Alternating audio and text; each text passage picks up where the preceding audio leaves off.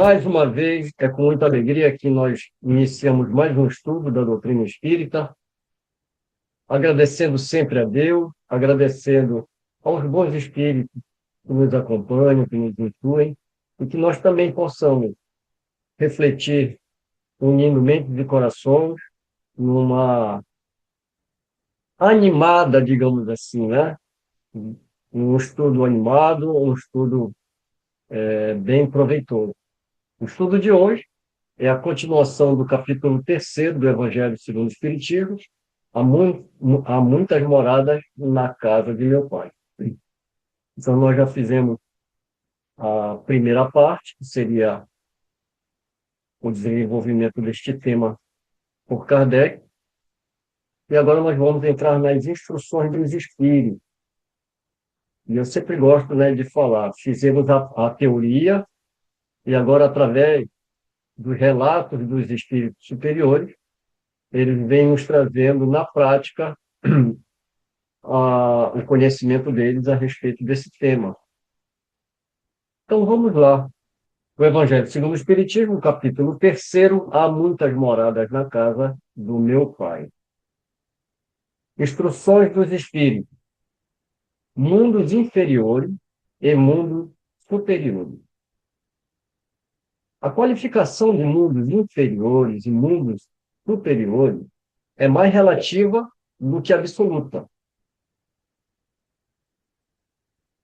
É muito similar quando eles vão com a escala espírita, ou com o quadro sinótico dos médiuns, porque são coisas que existem nuances, né? Por isso que eles trazem, né, que não é uma coisa absoluta, é uma coisa relativa, porque há inúmeras variações. Mas, para o nosso entendimento, eles trazem de uma forma que a gente possa melhor visualizar como é o mundo espiritual, como é essa, essas moradas, e quem é que habitam lá nessas moradas. Então, por isso que, quando chega nessas temáticas, nunca é uma coisa fechadinha, né? Olha, não é aquela matemática do 1 mais 1 é 2, né? Aqui há inúmeras variáveis. Pra gente, eles trazem essas instruções para a gente ter uma visão mais perto do que a gente possa entender. Então, a gente não pode cair no erro de falar, não, então existe tantos números de mundo e tantos tipos de mundo. Não é uma coisa absoluta, né? É uma coisa mais relativa do que absoluta. Então, essa qualificação, né? Qualificação de mundos inferiores e mundos superiores é mais relativa do que absoluta. Tal mundo é inferior ou superior com relação aos que estão acima ou abaixo, na escala progressiva.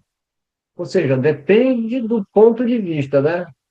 Superior relativo a quê?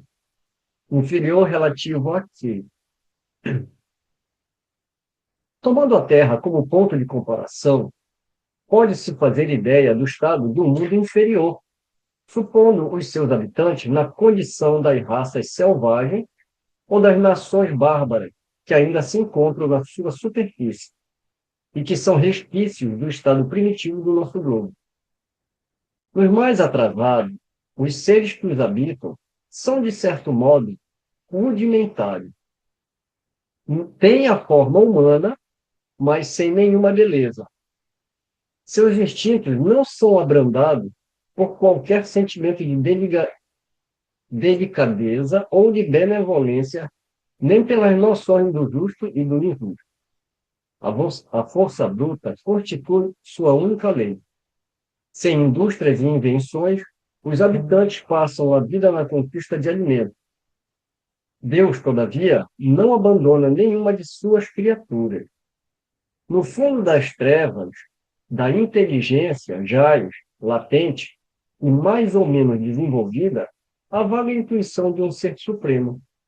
Esse instinto é suficiente para torná-los superiores uns aos outros e para lhes preparar a ascensão a uma vida mais completa, visto que não são seres degradados, mas crianças em crescimento.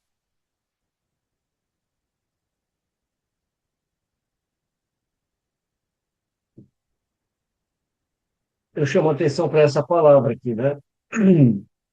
Visto que não são seres degradados, ou seja, não são seres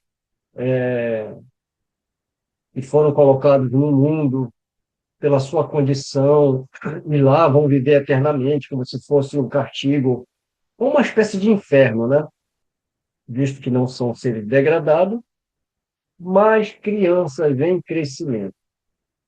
Então, tudo é a condição ainda relativa à nossa evolução naquele momento, né?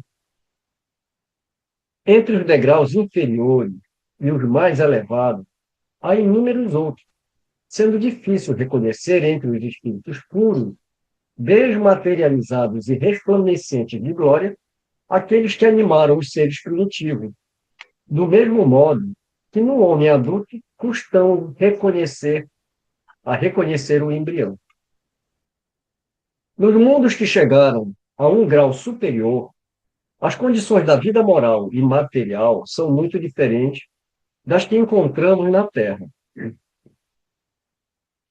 A forma do corpo é sempre, como toda parte, a humana, mas embelezada, aperfeiçoada e, sobretudo, purificada. Então, a forma do corpo, como é que é a forma do corpo material? É a forma humana. E ele vai ressaltar aqui, como por toda parte. Então, todos os espíritos habitam corpos no seu grau de evolução mais atrasado, são corpos mais grosseiros. Inclusive, a gente viu que, a gente leu que ele vai falar que nesses mundos mais atrasados que a Terra, por exemplo, eles são praticamente desprovidos de uma beleza, fazendo uma comparação lógica com a beleza humana aqui da Terra. E agora ele também faz uma comparação com os mundos superiores, que lá eles são mais delicados, mais, né, sutis, né, do que na Terra. Porém, a forma sempre é a forma humana. E como ele coloca, mais embelezada, aperfeiçoada e, sobretudo, purificada.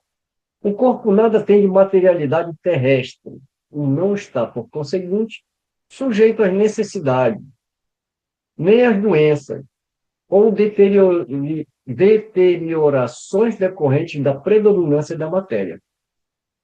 Os sentidos, mais apurados, têm percepções que a natureza dos nossos órgãos sufoca. A leveza específica do corpo permite locomoção mais rápida e fácil. Em vez de se arrastar penosamente pelo solo, desliza, a bem dizer, na superfície ou plana na atmosfera, sem outro esforço que o da vontade, conforme são representados os anjos, ou como os antigos imaginavam, os manes nos campos elíseos. Os manes nos campos elíseos, deixa eu trazer essa nota que nós tivemos aqui. Na religião romana antiga, manes eram os espíritos dos mortos, especialmente os antepassados que continuavam a existir no além-túmulo.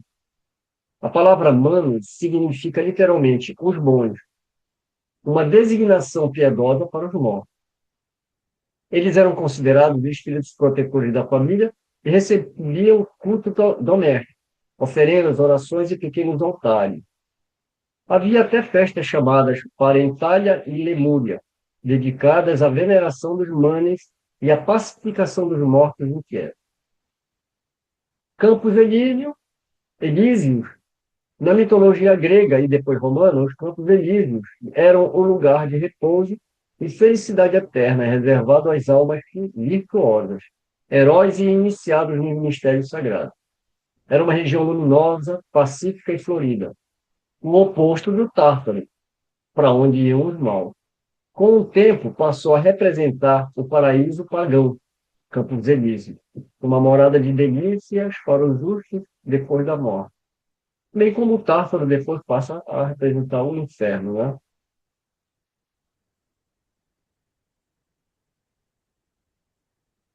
Olha que interessante. Então, lá nesses mundos, você não precisa mais de meio de transporte, uma vez que você pode planar na atmosfera, apenas com o esforço da vontade. Os homens conservam, a seu bel prazer, os traços de suas migrações passadas e se mostram a seus amigos tais quais estes os conheceram, mas iluminados por uma luz divina, transfigurados pelas impressões interiores, então sempre elevados. Em lugar de semblantes descorados, abatidos pelos sofrimentos e paixões, a inteligência e a vida irradiam esse brilho que os pintores traduziram pelo nimbo ou auréola dos santos. Ou seja, eles podem se mostrar do jeito que eles bem entendem, porque eles podem plasmar o corpo deles, né? O perispírito, né? E assim tomar a forma que eles queiram. Um destaque para esse comentário de Kardec aqui, no final desse parágrafo, é a inteligência e a vida irradiam esse brilho que os pintores traduziram pelo nimbo ou auréola dos santos. A gente vê nessas pinturas, né, aquela auréola, né, em cima da cabeça desses santos quando eles vão fazer as pinturas, né? A pouca resistência que a matéria oferece a espírito já muito adiantado torna rápido o desenvolvimento dos corpos e curta ou quase nula a infância. A vida, isenta de cuidados e de angústias, é proporcionalmente muito mais longa do que na Terra. Em princípio, a longevidade guarda proporção com o grau de adiantamento dos mundos. A morte nada tem dos horrores da decomposição. Longe de causar pavor, é considerada uma transformação feliz, porque em tais mundos não existe a dúvida sobre o futuro. Antes da gente passar para a próxima página, ele fala também que esses espíritos mais desenvolvidos, o tempo, né, de infância ou é quase nula, né, ou muito curta. E aí a gente vai estudar no livro dos Espíritos também, né, o porquê da infância. Então, a própria ascensão dos pais em cima da criança, porque imaginem bem, né, o estado que a Terra se encontra, com um planeta de expiação e provas, ainda encarnam nesse planeta espíritos que ainda têm muito a corrigir na sua moralidade. Então, esses espíritos, a humanidade tem essa passagem pela infância, porque uma parte é a prova dos pais, porque os pais têm que dar a educação, dar o cuidado para esse espírito que está vindo, essa criança, e a criança, a gente sabe que ela é totalmente indefesa. Se a gente pegar um bichinho aí do mato, algumas criaturas, elas conseguem até sobreviver, né, sem os pais, sem o cuidado dos pais. Mas o ser humano não, ele é totalmente dependente do outro ser. Então, tem inúmeros motivos para isso. A própria fraternidade entre os seres, a própria responsabilidade dos pais, e muitas vezes aquele espírito que está numa condição difícil, né, muitas vezes, os pais são escolhidos para essa tarefa.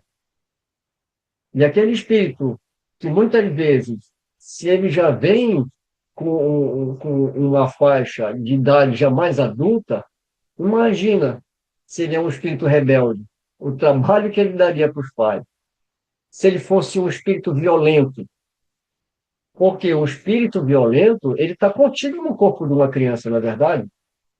Ele fica limitado naquele corpinho. A gente olha para uma criança totalmente indefesa.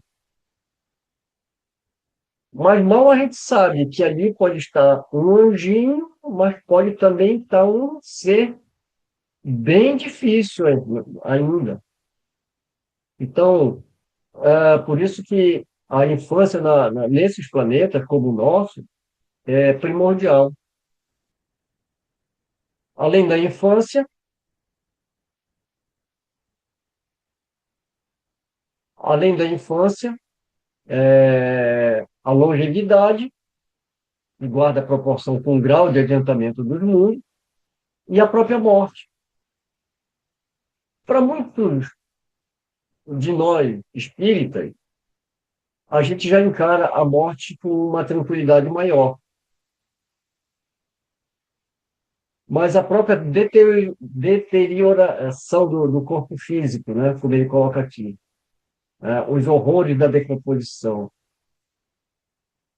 Então, muita coisa influencia, né? Durante a vida, a alma, já não estando encerrada na matéria compacta, irradia e goza de uma lucidez que a coloca em estado quase permanente de emancipação, permitindo a livre transmissão do pensamento. Nesses mundos felizes, as relações sempre amistosas entre os povos jamais são perturbadas pela ambição de subjugar o vizinho, nem pela guerra, que é a sua consequência. Não há senhores nem escravos, nem privilegiados pelo nascimento. Só a superioridade moral e intelectual estabelece diferença entre as condições e dá a supremacia. A autoridade é sempre respeitada, porque somente é conferida pelo mérito e se exerce sempre com justiça. O homem não procura elevar-se acima do homem, mas acima de si mesmo, aperfeiçoando. Seu objetivo é alcançar a classe dos espíritos puros, não lhe constituindo um tormento esse desejo, mas uma nobre ambição, que o faz estudar com ardor para igualar-se a ele. Todos os sentimentos delicados e elevados da natureza humana lá se encontram engrandecidos e purificados. Os ódios, os ciúmes mesquinhos, as baixas cobiças da inveja são desconhecidos. O laço de amor e fraternidade une todos os homens. Os mais fortes ajudam aos mais fracos. Possuem bens em maior ou menor quantidade conforme os tenha adquirido, mais ou menos por meio da inteligência, mas ninguém sofre pela falta do necessário, porque ninguém se encontra ali em expiação. Numa palavra, o mal não existe nesse mundo. Mundos felizes, as relações sempre amistosas entre os povos. Vamos pensar aqui na Terra. Nós temos vários povos, divididos em países, em estados, mas o que que a gente vê? Quando não é uma guerra fratricida, é uma guerra de interesses. Quando não é uma guerra bélica, né, com armas, é uma guerra política. Então você vê um país interferindo ou ameaçando o outro pela sua potência, enfim. Então imagina esse mundo em que todos os povos estão convivendo em paz, sem a preocupação de subjugar, nem pela guerra, né, o seu vizinho. Não há senhores nem escravos, nem privilegiados pelo nascimento. Ou seja, a superioridade aqui é moral e intelectual. Ou seja, dá para a gente entender que a hierarquia que nós temos aqui na Terra Muitas vezes tem homens ou mulheres que estão no poder, mas não por merecimento. Às vezes, como coloca aqui, por nascimento, ou é eleito por interesses de um grupo, e por aí vai. E muitas vezes a pessoa obedece ou para puxar o saco e poder tirar proveito e vantagem daquele homem que tem poder e posição, ou por medo, totalmente diferente de uma hierarquia moral, onde o outro respeita o próximo, não pelo que ele tem ou pelo que ele representa em termos de poder, mas sim em respeito pela moral que ele emana. E cada um obedece ao outro, sempre visando a fraternidade coletiva, né?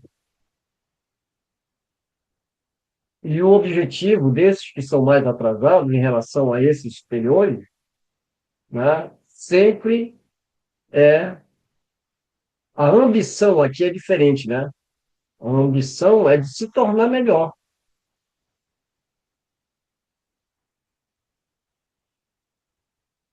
Ele cita também que lá essa humanidade, alguns deles também possuem bens, em maior ou menor quantidade, conforme os tenha adquirido. Só que só tem um detalhezinho aqui, né?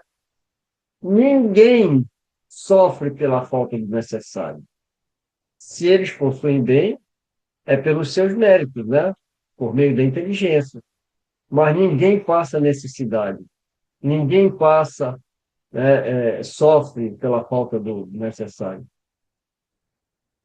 Porque nesse mundo ninguém está passando por expiações. E aqui ele fecha e já conclui, né? O mal não existe nesse mundo. Então, se a gente só vai pensar no bem, realmente não vai existir nada que seja de cunho egóico. No vosso mundo, precisais do mal para sentirdes o bem, da noite para admirardes a luz, da doença para apreciardes a saúde. Naqueles outros não há necessidade desses contrastes. A eterna luz, a eterna beleza, a paz eterna da alma proporcionam eterna alegria, que não é perturbada nem pelas angústias da vida material, nem pelo contato dos maus, que lá não tem acesso. Eis que o espírito humano tem maior dificuldade em compreender. Ele foi engenhoso para pintar os tormentos do inferno, mas nunca foi capaz de imaginar as alegrias do céu. Por quê? Porque, sendo inferior, e só tendo experimentado dores e misérias, jamais entreviu as claridades celestes. Só pode falar do que conhece. Porém, à medida que se eleva e se depura, o horizonte se lhe dilata, e ele compreende o bem que está diante de si, como compreendeu o mal que deixou para trás. Entretanto, esses mundos afortunados não são mundos privilegiados, visto que Deus não é parcial com nenhum de seus filhos. A todos dá os mesmos direitos e as mesmas facilidades para chegarem a tais mundos. Faz que partam todos do mesmo ponto, e nenhum dota melhor do que aos outros. Os primeiros postos são acessíveis a todos, cumprindo a eles conquistá-los pelo trabalho, alcançá-los o mais cedo possível ou permanecer inativos durante séculos e séculos no lodaçal da humanidade. Daqui é uma nota de Kardec. Ele, ele coloca essa nota e ele grifa, né? Este é um resumo do ensino de todos os espíritos superiores. Em algumas traduções, a gente vai ver essa nota logo abaixo do subtítulo, né, dessa instrução. né? Está lá mundos inferiores e mundos superiores, e logo abaixo está a nota, né? No original, Kardec ele faz essa nota exatamente como está aqui, no final do texto, né? Ele indica que é um resumo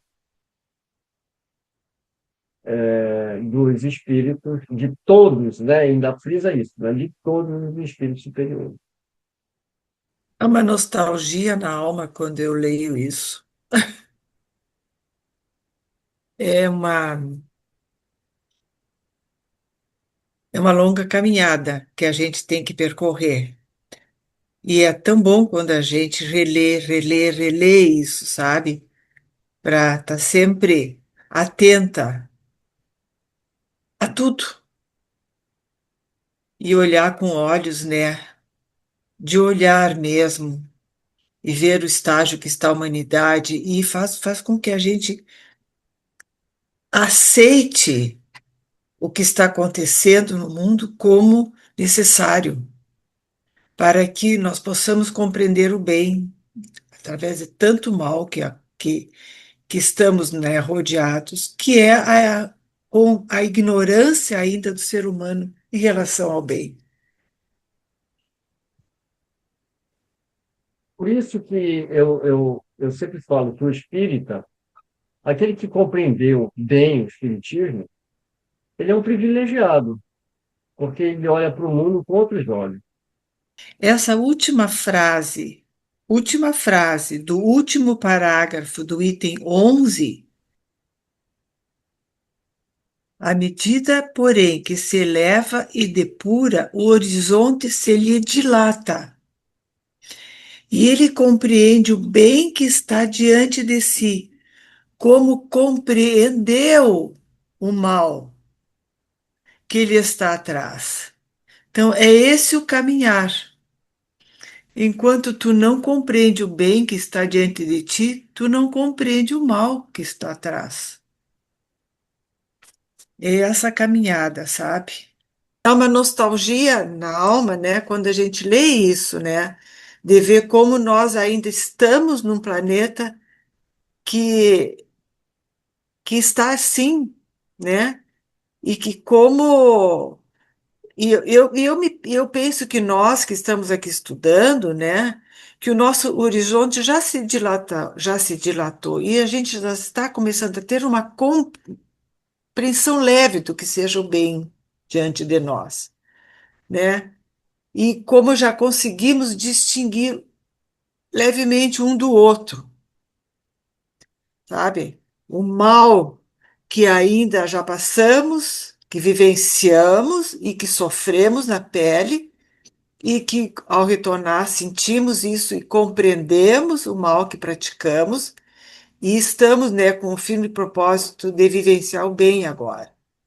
Que esses espíritos ainda não estão fazendo isso e voltam para o plano espiritual e não conseguem se arrepender, porque ainda não conseguem enxergar essa realidade, né? É por isso que a humanidade custa, né?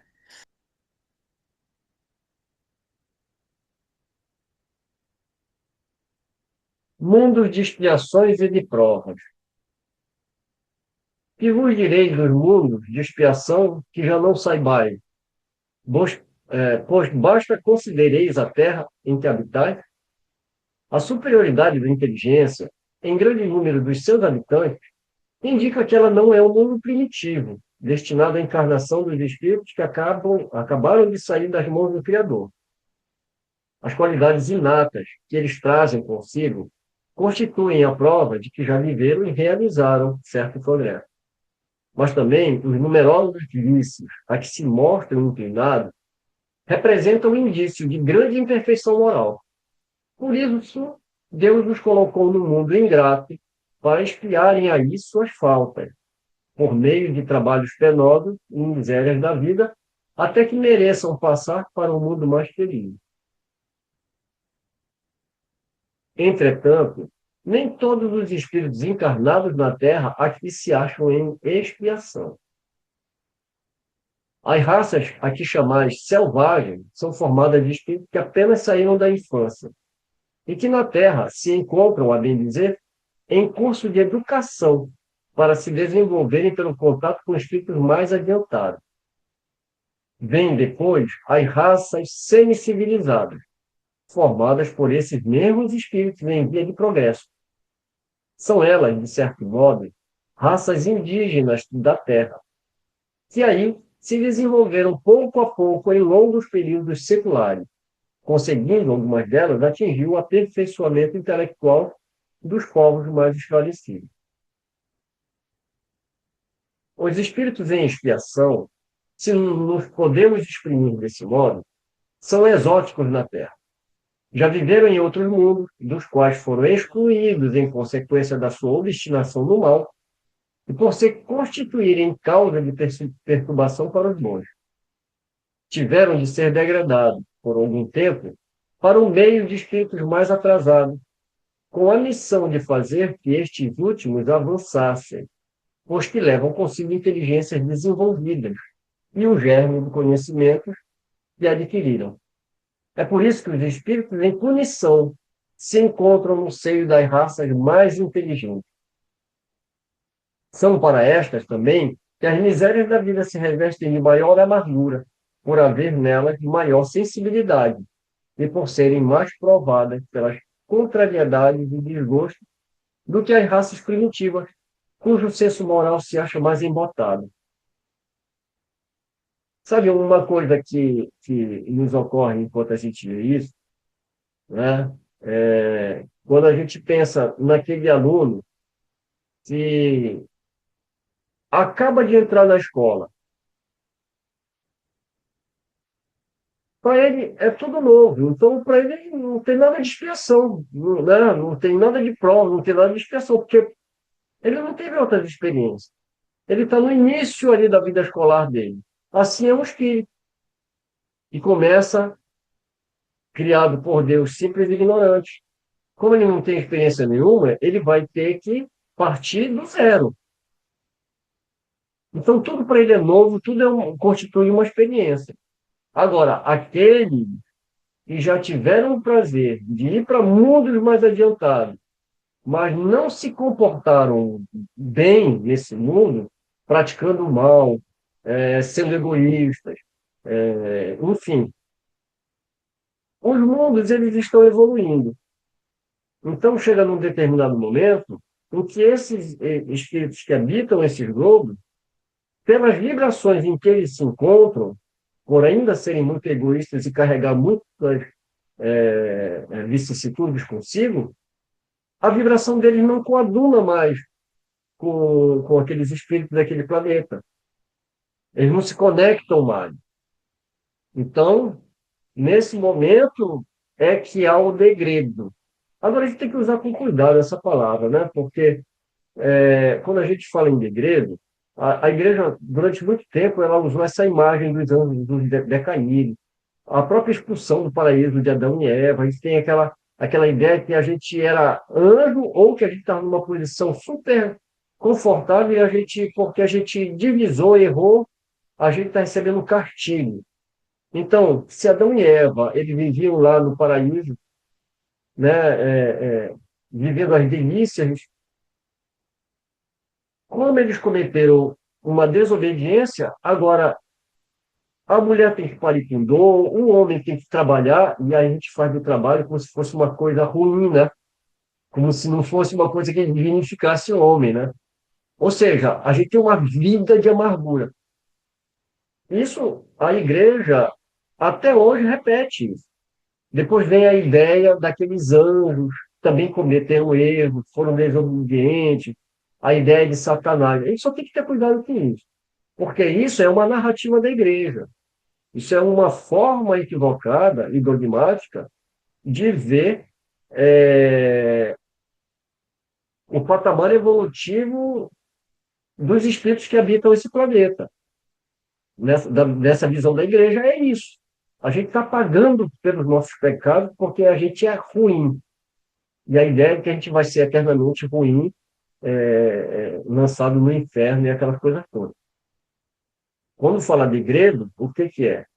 Então, esse ponto que a gente falou no texto, o que que ele está colocando aqui? por não estar mais em sintonia com aquela sociedade, eles então passam para uma inferior. Por quê? Porque ali não é um degredo como um castigo, mas uma oportunidade de, através de estar em contato com uma humanidade mais atrasada, de praticar a própria fraternidade, porque olha quanto conhecimento esses espíritos obtiveram. E como eles podem acelerar o processo, inclusive, de adiantamento desses espíritos que estão ali. A gente vê as civilizações que passaram aqui na Terra, né? Os egípcios e várias outras civilizações que tiveram conhecimentos de tecnologia. E todos eles cultuaram os céus, né? Você vê aí os incas, os maias, os egípcios, tudo apontando para o céu, como se estivesse morrendo de saudade de onde vieram. Uma licença poética aqui, né? Como se estivessem com saudade de um lugar maravilhoso e que querem voltar para aquele mundo, mas não se dão conta de toda a realidade porque estão presos num corpo físico, numa terra mais primitiva do que de onde eles vieram. Agora, Vamos toda aquela pensar. tecnologia e aquele conhecimento, eles poderiam usar para acelerar o desenvolvimento dos povos aqui. Né? Fala, Nil. Sim, eu acredito que esses povos, esses espíritos que vieram, né, há milênios atrás, eles vieram com essa missão de impulsionar realmente o progresso. Mas quando eu leio esse parágrafo, os espíritos em expiação, se nós podemos exprimir, são exóticos na Terra, eu fico pensando no dia de hoje, Mário, que já viveram em outros mundos, né, e que foram excluídos em consequência da sua obstinação no mal, e eram causa de perturbação para os bons, eu diria que há muitos espíritos ainda desse calibre na Terra. Que tiveram de ser degradados, né, para meios mais atrasados que a nossa Terra, eu entender, né, para de fazer com que eles, né, levem consigo a sua inteligência e pudessem, né, fazer, adquirir também um contato com aqueles que são primitivos da Terra, como diz aqui no final. Por isso mesmo, para essas raças é que é de mais amargor se reveste os infortúnios da vida. Eu penso que eu ainda sou desses aqui, ó. Por isso mesmo, para essas raças é que de mais amargor se reveste os infortúnios da vida. É que há neles mais sensibilidade, sendo, portanto, mais provados pelas contrariedades e desgostos do que as raças primitivas, cujo senso moral se acha mais impotado. Eu me sinto assim, ainda, né? Por que essa sensibilidade que eu sinto de ver todas essas atrocidades, como eu li naquele parágrafo anterior que Kardec vem falando? Por isso, Deus nos coloca no mundo ingrato para expiar as nossas faltas, mediante penoso trabalho e misérias da vida, até que hajamos merecido ascender a um planeta mais ditoso. E eu acho que a gente sempre se reporta aos egípcios, aos incas, aos maias, mas eu penso que ainda vivenciamos isso na Terra. Por isso, eu penso que quando os espíritos dizem, né, que somos os trabalhadores da última hora, eu penso que somos esses, sabe? Que ainda estamos, né, tendo uma grande oportunidade de vivenciar esses ensinamentos, né, à luz da doutrina espírita, à luz dos ensinamentos de Jesus. Por isso, nós temos tão presente dentro de nós a presença de Jesus no coração, que ele não é uma ausência e ele é uma constante na nossa vida. Nós já vivenciamos esses ensinamentos em outras vidas, eu tenho certeza, e, e a gente não dê valor. Então, é um contexto de coisas assim, sabe? Eu gosto demais desse capítulo, porque faz ter profundas reflexões sobre a nossa existência aqui, né? A nossa, nós, eu, Nilce, Mário, enfim, cada um de nós, né? Na verdade, eu fico um pouco triste quando se fala do mundo de regeneração e quando se fala do degredo. Sempre que se fala do degredo, se fala como uma coisa negativa. E nunca se percebe que é uma oportunidade que Deus nos dá para a gente evoluir moralmente. Não só moralmente, mas também abraçando a grande família humana, certo? De forma a ajudar a própria evolução de outros também, certo? E quando o Mário falou em trabalho, eu pensei, o trabalho faz com que a gente desenvolva a inteligência. E a vivência em comunidade faz com que a gente evolua moralmente. Então, eu acho muito importante isso. E, mas as pessoas têm o costume de pegar o lado negativo das coisas e tem que olhar sempre positivamente. E, nesse sentido, o degredo, o degredo que ocorreu há milhares de anos fez a humanidade não evoluir, mas dar um salto de qualidade.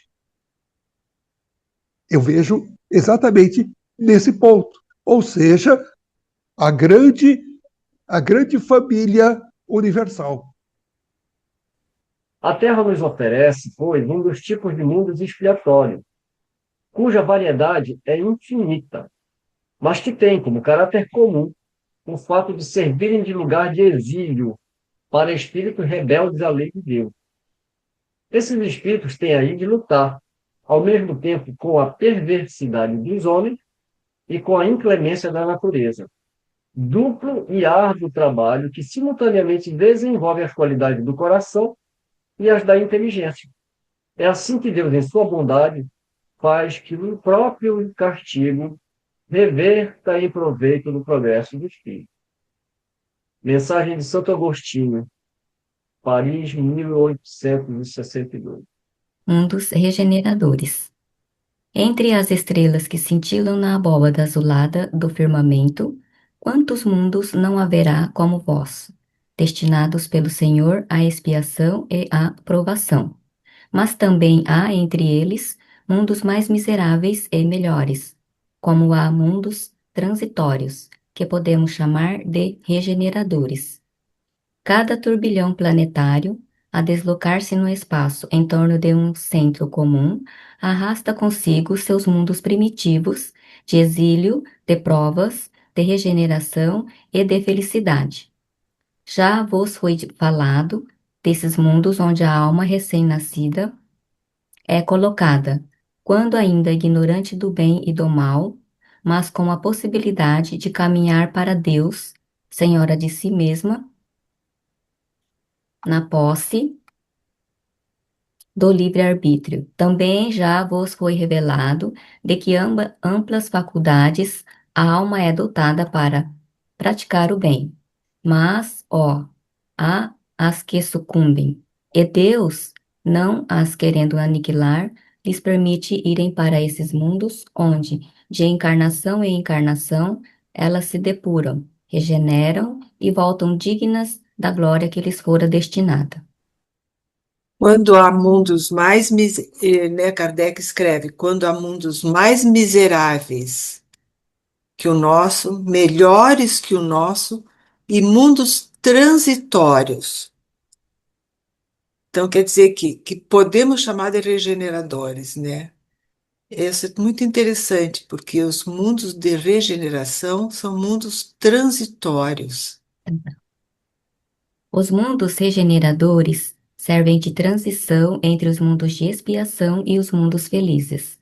A alma que se arrepende, neles encontra a calma e o repouso e acaba por depurar-se.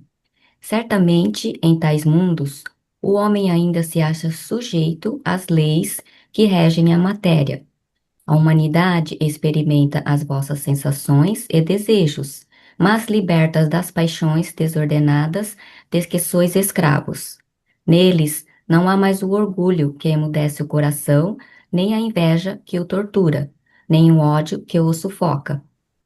A palavra amor está escrita em todas as frontes. Perfeita equidade preside as relações sociais. Todos reconhecem Deus e tentam caminhar para Ele, cumprindo suas leis. Então, aqui só nesse primeiro parágrafo, né? Aí aqui ele começa, então, a fazer a descrição da humanidade e já está nesses mundos regeneradores que ele chama de transitório, né? Nesses mundos, todavia, ainda não existe a felicidade perfeita, mas a aurora da felicidade. Aí o homem ainda é de carne e, por isso mesmo, sujeito a vicissitudes, das quais só estão isentos os seres completamente desmaterializados. Ainda há provas a sofrer, porém, sem as pungentes angústias da expiação. Comparados à terra, esses mundos são bastante felizes e muitos dentre vós se alegrariam de habitá-los, pois que eles representam a calma após a tempestade, a convalescença após a moléstia cruel. Neles, o homem, menos absorvido pelas coisas materiais, entrevê o futuro melhor do que vós. Compreende que há outras alegrias que o Senhor promete aos que deles se mostrem dignos, quando a morte lhes houver novamente ceifado os corpos para lhes dar a verdadeira vida. É então que, liberta a alma, planará acima de todos os horizontes. Não mais haverá sentidos materiais e grosseiros, somente os sentidos de um perispírito puro e celeste, a aspirar às emanações do próprio Deus, nos aromas de amor, de caridade que emanam de seu seio. Kardec foi claro, né, quando ele diz a alma que se arrepende. Então, só a alma que se arrepende, ela consegue né, ingressar numa regeneração. A alma que se arrepende. Uhum. Aí então ela encontra a calma e o repouso e acaba por depurar-se. Essa frase é fundamental, realmente. É porque, é como ele coloca, né? É uma transição. Ou Aham. seja, o espírito já evoluiu a um determinado ponto em que ele não precisa passar pelas provações que nós aqui na Terra passamos, com o mundo de provas e expiações. E ele coloca aqui que a maioria das aflições que nós passamos é por causa ainda do orgulho. Eu vou mencionar as paixões, né? Que ele menciona aqui, que são as principais, né? A humanidade experimenta as vossas sensações e desejos. Ou seja, ele fala que mesmo nesses mundos transitórios ou regeneradores, o homem ainda se acha sujeito às leis que regem a matéria.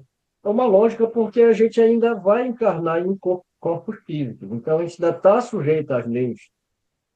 Porém, né, já está liberto das paixões desordenadas, das quais quem está no mundo de expiação e prova, como nós, ainda se sente escravizado. Por causa de quê? Do orgulho, que emudece o coração, a inveja, que nos tortura, o ódio, que nos sufoca. Então, já é uma humanidade, né, que já goza de de uma certa felicidade. E aí a gente vai lembrar que a própria vibração desses espíritos já são diferentes, né?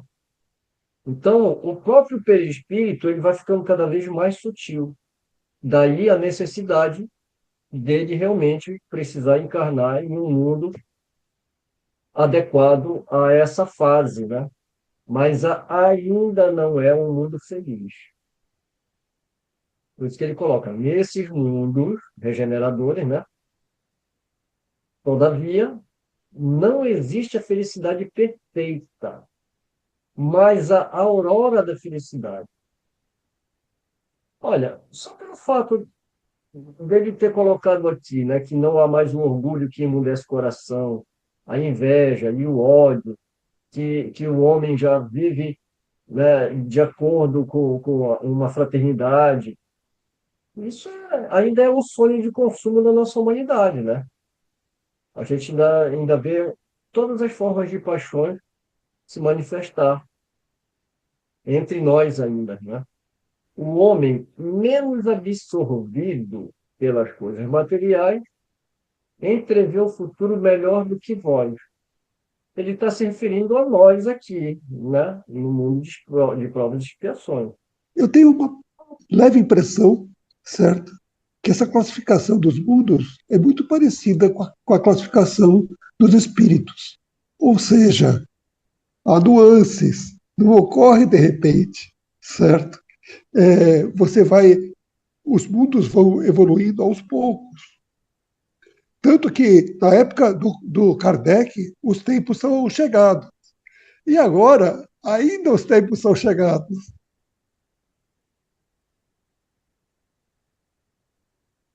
Então, é uma coisa. A natureza não dá saltos. Ela vai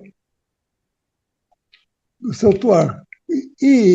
Desse modo, você não pode pôr data para a data da regeneração, certo? Como alguns fazem. Mas na verdade, é, a evolução ocorre paulatinamente. Na verdade, nós, os seres que aqui habitam têm que se adaptar a esse mundo e o mundo adaptar a eles. E isso demora.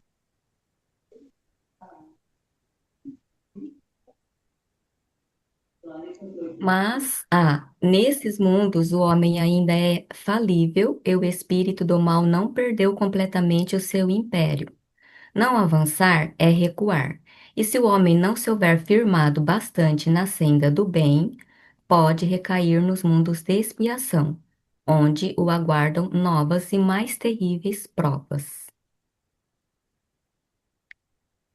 Contemplai, pois, à noite a hora do repouso e da prece, a abóbada azulada e, das inúmeras esferas que brilham sobre as vossas cabeças, indagai de vós mesmos quais as que conduzem a Deus e pedi-lhe que, um mundo regenerado, vos abra seu seio, após a expiação na terra. Santo Agostinho, Paris, 1862. Se o homem não se houver firmado bastante na senda do bem, pode recair nos mundos de expiação, onde então novas e mais terríveis provas o aguardam. Então quer dizer que lá no início, Kardec faz essa afirmação de que, né? Onde é que está? A alma, a alma conta neles a calma e o repouso. Não, onde é que está aquela que nós encontramos que eu até marquei? Ah, tá. A alma que se arrepende, neles encontra a calma e o repouso, e acaba por depurar-se. Ou seja, a alma está no mundo de expiação e provas, né? Sim, como diz Kardec nos estudos anteriores que a gente fez. Uhum. Eles iriam, nesses mundos de transição, esses espíritos que, embora tenham se arrependido, e estão tendo a chance de ingressar, né? Porque tudo é paulatino. Eles estão tendo a chance de ingressar no mundo de transição, eu diria, sabe? Então eu penso Uhum. assim, tu está tendo a chance de transitar para o mundo de transição. Fazer E um tu estágio, né? continua ainda naquelas vibrações de egoísmo, e tu não te ajusta. E é como diz Kardec, eles vão atrapalhar os que estão querendo se emancipar, se evoluir. Eles estão sendo um motivo de impedimento que os que estão ali crescer. Então, Eles causam uma exatamente certa, isso. uma desarmonia, né? Isso, eles provocando uma certa desarmonia, eles então retornam, não condizem com aquele ambiente e estão. Que nem aqui, né? De repente a gente está num patamar já, uma certa evolução moral, e de repente tu encontra um assassino que comete barbáries, mas crueldades. extremas que chocam a todos nós. E aí tu te pergunta, esse espírito estava talvez num mundo mais atrasado, né? Pode ter tido uma chance de encarnar na Terra, e, no entanto, ele provoca esse desajuste entre nós todos que nos choca e cria esse confronto entre o bem e o mal que está dentro de nós e faz a gente, né, dar um pulo assim um salto no progresso moral. E são espíritos que vêm e não se adequam, talvez não consigam continuar aqui, não sei. Essas minhas elucubrações. O que eu queria chamar a atenção também no texto, quando ele fala que pode recair nos mundos de expiação. Queria chamar a atenção nisso aqui, ó, onde o aguardam novas e mais terríveis provas. Por que mais terríveis provas? Porque para uma pessoa, para um espírito que já está no mundo quase que feliz, voltar para um lugar mais atrasado, eu acredito que não teria prova pior, né? Se a gente não tomar cuidado, a gente vai fazer uma interpretação dogmática aqui, né? Quando a gente lê no Evangelho, por exemplo, né? Você vai ser lançado